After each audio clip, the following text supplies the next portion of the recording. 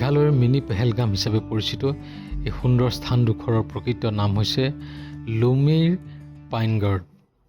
এই ঠাইটুকুৰা মেঘালয়ৰ ৰিভই জিলাৰ উমবিৰ গাঁৱত অৱস্থিত। গুৱাহাটী ফালৰ পৰা গ'লে শ্বিলঙলৈ যাওঁতে শ্বিলং পোৱাৰ প্ৰায় 25 কিলোমিটাৰ আগতেই এই স্থানখন পোৱা যায়।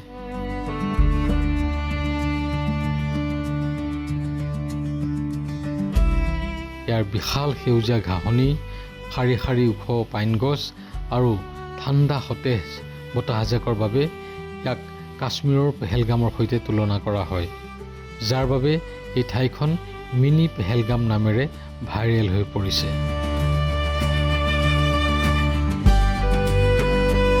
ইয়াত গল্ফ কোৰ্টৰ দৰে সেউজীয়া ঘাঁহনি পথাৰ আছে, ওখ ওখ পাইন গছেৰে আবৃত হৈ আছে।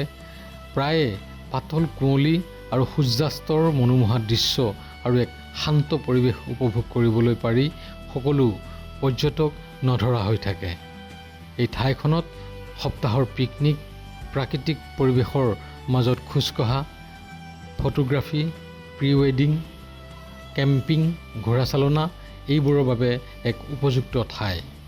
ইয়ালৈ অহাৰ উপযুক্ত সময় হৈছে অক্টোবৰৰ পৰা এপ্ৰিল মাহলৈ, কিন্তু বছৰৰ 12 মাহেই এই ঠাইত পৰ্যটকে নধৰা হৈ থাকে ইয়াৰ পৰিৱেশটোৰ বাবে। কাষতেই আছে উমিয়াম লেক।